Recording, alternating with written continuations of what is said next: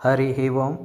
శ్రీశైల పాదయాత్ర 2025 మహాశివరాత్రి సందర్భంగా శ్రీశైలమునకు పాదచారులై ఆంధ్ర, తెలంగాణ, మహారాష్ట్ర నుంచి ఎంతోమంది భక్తులు, శివస్వాములు, చిన్నలు, పెద్దలు అందరూ పాదచారులై శ్రీశైలమునకు చేరుకుంటారు.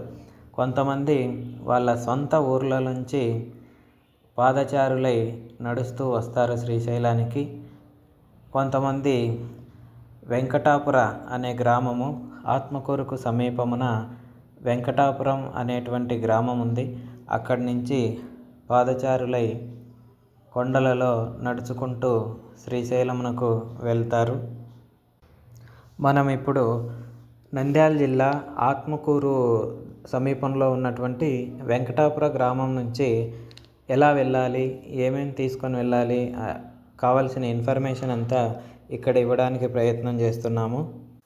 ఈ పాదయాత్ర ఫిబ్రవరి 17వ తారీఖు నుంచి ఫిబ్రవరి 25వ తారీఖు వరకు అన్ని చోట్ల అన్నదానం దొరుకుతుంది. కాబట్టి వెళ్ళాల్సిన వాళ్ళు ఈ సమయంలో ప్లాన్ చేసుకుంటే చాలా సజావుగా మనం వెళ్ళవచ్చును. ఎందుకంటే కావలసిన సదుపాయములన్నీ ఈ టైంలో దొరుకుతాయి. ఈ ప్రయాణం మొత్తము 45 కిలోమీటర్లు సుమారు వస్తుంది. కాబట్టి ఎవరైతే నడవగలరో వాళ్ళు భగవంతుని మీద విశ్వాసం ఉంచి నడవడానికి ప్రయత్నించవచ్చు, ప్లాన్ చేసుకోవచ్చు. తర్వాత ఎన్ని రోజులు పట్టొచ్చు అనే దానికి నడవగలిగినటువంటి వాళ్ళు ఒకే రోజులో నడవవచ్చును. ఉదయం 5 గంటలకు మొదలు పెడితే రాత్రి 10-10:30 కల్లా శ్రీశైలానికి చేరుకోవచ్చు. లేని పక్షంలో ఎప్పుడైనా వెంకటాపురం నుంచి స్టార్ట్ చేసి పెద్ద చెరువు వరకు నడిచి అక్కడ విశ్రాంతి తీసుకొని మళ్ళీ మరుసటి రోజు ఉదయం తెల్లవారుజామున మొదలుపెట్టి శ్రీశైలానికి చేరుకోవచ్చు. 2 రోజులు.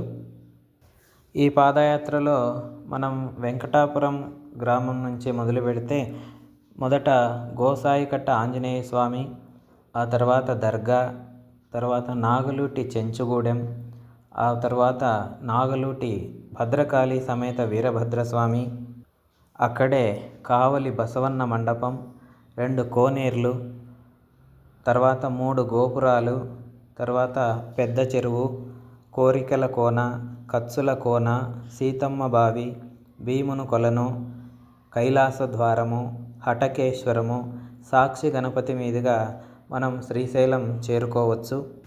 చాలా వేల మంది నడుస్తూ ఉంటారు. కాబట్టి మనం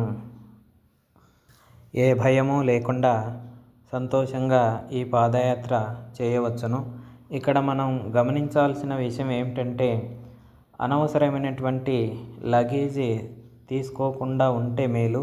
ఎందుకు అనంటే ఈ రిక్త మార్గంలో నడుస్తూ ఉన్నప్పుడు మన శరీరమే మనకు బరువుగా అనిపిస్తుంది. అలాంటప్పుడు అనవసరమైనటువంటి లగేజీ ఉంటే ఇంకా ప్రయాసపడాల్సి వస్తుంది.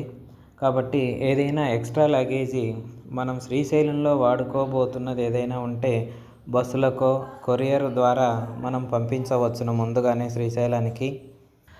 మీరు 2 రోజులు నడవాలి అని అనుకున్నప్పుడు పెద్ద చెరువులో రాత్రి బస చేయడానికి కావాల్సినవి తీసుకోవచ్చు. ఓ సన్నటి దుప్పటి ఉంటే చాలు. అక్కడ పట్టలు ఇస్తారు. ఆ పట్టలు పరుచుకొని రాత్రి అక్కడ పడుకోవచ్చు. ఎండ ఎక్కువగా ఉంటుంది కాబట్టి తలకు ఒక క్యాపు, మంచి చెప్పుల్స్ వెయిట్లెస్ తీసుకుంటే మేలు. ఉంగటం ఉన్నటివి తీసుకుంటే మేలు, లేదా బెల్ట్ చెప్పులు అయితే ఇంకా మేలు. షూస్ అయితే అరికాళ్ళల్లో చెమట పోసి నడవడానికి చాలా ఇబ్బందిగా ఉంటుంది. కాబట్టి అవాయిడ్ షూస్. మంచినీళ్ళ వాటర్ బాటిల్ ఒకటి తీసుకోండి, దగ్గర పెట్టుకోండి, ఫిల్ చేసుకొని మొదలు పెట్టచ్చు. మార్గ మధ్యంలో చాలా చోట్ల మనం ఫిల్ చేసుకోవడానికి అవకాశం ఉంటుంది. కాబట్టి ఎప్పుడు మినిమం 1 లీటర్ బాటిల్ లేదా 2 లీటర్ బాటిల్ క్యారీ చేయడానికి ప్రయత్నం చేయండి. మధ్యలో టీ, కాఫీ, టిఫిన్స్ ఇవన్నీ దొరుకుతాయి. అక్కడ మెయిన్గా గుర్తుంచుకోవాల్సింది ఏంటంటే ప్రతి రాయి, ప్రతి చెట్టు ఎంతో పవిత్రంగా మనం చూడాలి. ఎందుకు అనంటే అది పవిత్రమైనటువంటి ప్రదేశంలో ఉన్నటువంటివి కాబట్టి మనం చాలా పవిత్రంగా చూస్తే బాగుంటుంది.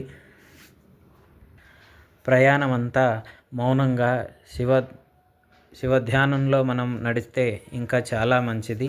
అక్కడికి వచ్చిన తర్వాత కూడా మార్గంలో ఇంట్లోటివి, ఊర్లోటివి, రాజకీయాలు మనకు లేనటువంటి మాటలన్నీ మాట్లాడుకుంటూ మనము శివునికి వెచ్చించే ఆ కాస్త టయాన్ని కూడా వృధా చేస్తే అంతగా బాగుండదు. కాబట్టి శివధ్యానంలో నడుచుకుంటూ మితముగా మాట్లాడుకుంటూ శివుని తదేక ధ్యానంతో ఉండి నడిస్తే మనకు ఆ యాత్రకు తప్పకుండా పుణ్యం దొరుకుతుంది, ప్రతిఫలం ఉంటుంది అని ఆశిస్తున్నాము.